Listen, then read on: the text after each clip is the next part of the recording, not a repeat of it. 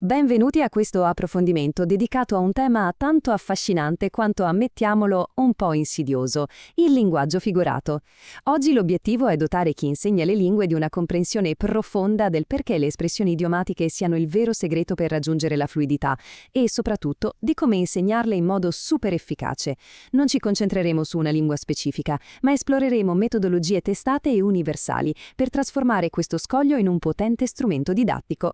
Ecco l'itinerario di oggi. Partiremo dalla vera e propria sfida posta dal linguaggio figurato, per poi capire perché i chunk e gli idiomi contano così tanto. Parleremo di contesto e narrazione, vedremo come usare i corpora autentici, passeremo alla pratica attiva e chiuderemo analizzando le trappole più comuni da evitare. Insomma, un percorso bello denso, quindi iniziamo subito.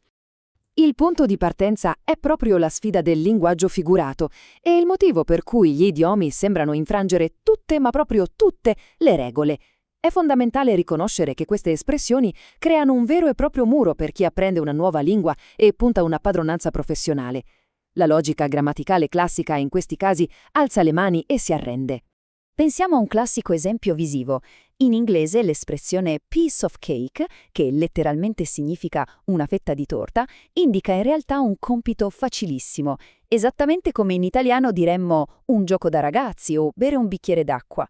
Il significato figurato è letteralmente impossibile da dedurre analizzando le singole parole. Immaginiamo la frustrazione di chi cerca una torta o dei ragazzi durante una seria riunione aziendale. Questa citazione di Art Buchwald colpisce decisamente nel senso, vero? La cosiddetta opacità idiomatica lascia le persone completamente perplesse. Queste frasi sono, allo stesso tempo, la più grande fonte di mal di testa e un passaggio assolutamente imprescindibile per capire davvero una cultura. Senza di esse, la comunicazione rimane fredda e superficiale.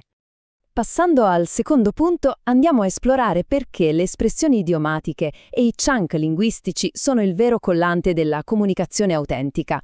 Anche se sono notoriamente difficili, padroneggiarli significa avvicinarsi tantissimo alla naturalezza di un madrelingua. Semplicemente non possono essere ignorati o relegati in fondo ai manuali. Per dare un po' di base accademica, parliamo di sequenza formulaica. Questo concetto rivela una cosa fantastica.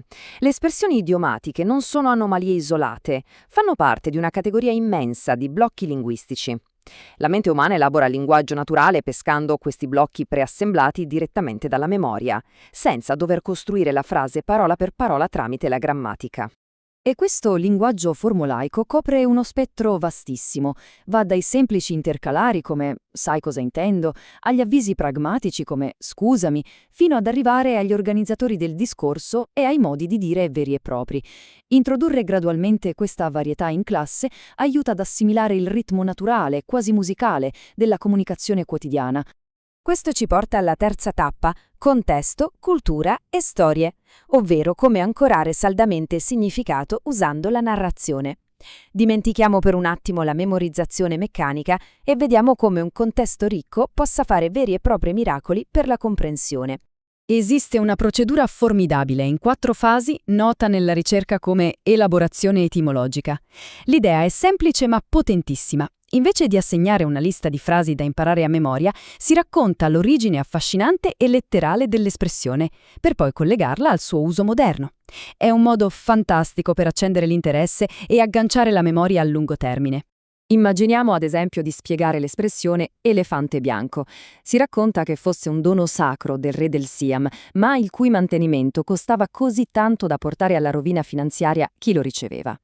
Condividere questo aneddoto storico chiarisce immediatamente perché ancora oggi un elefante bianco indici un bene costoso e del tutto indesiderato.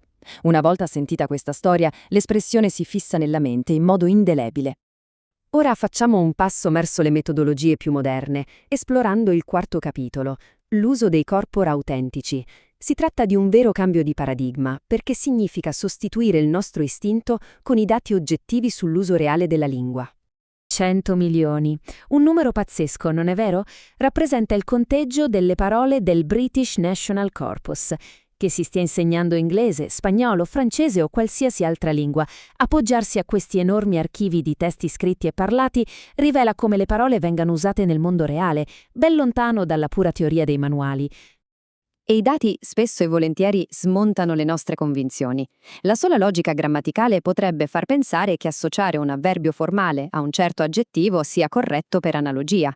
Eppure, incrociando i dati di un corpus linguistico, emerge con chiarezza cristallina che chi parla nativamente quella lingua predilige in modo schiacciante una combinazione diversa e ben specifica. Avere davanti agli occhi le frequenze grafiche cambia decisamente le regole del gioco, fornisce la sicurezza necessaria per insegnare una lingua che sia al 100% funzionale. Smettiamo in sostanza di insegnare la lingua come crediamo dovrebbe essere e iniziamo a presentarla per come è realmente vissuta, parlata e respirata ogni giorno.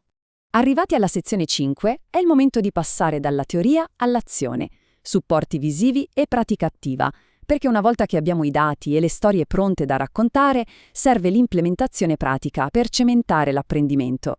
Un esempio incredibilmente efficace è il cosiddetto teatro dei lettori. Rileggere insieme dei copioni in classe crea un ambiente super sicuro, offre un motivo valido e persino divertente per ripetere un testo ad alta voce, permettendo di provare e riprovare la cadenza degli idiomi senza l'ansia da prestazione o lo stress di dover memorizzare tutto alla perfezione.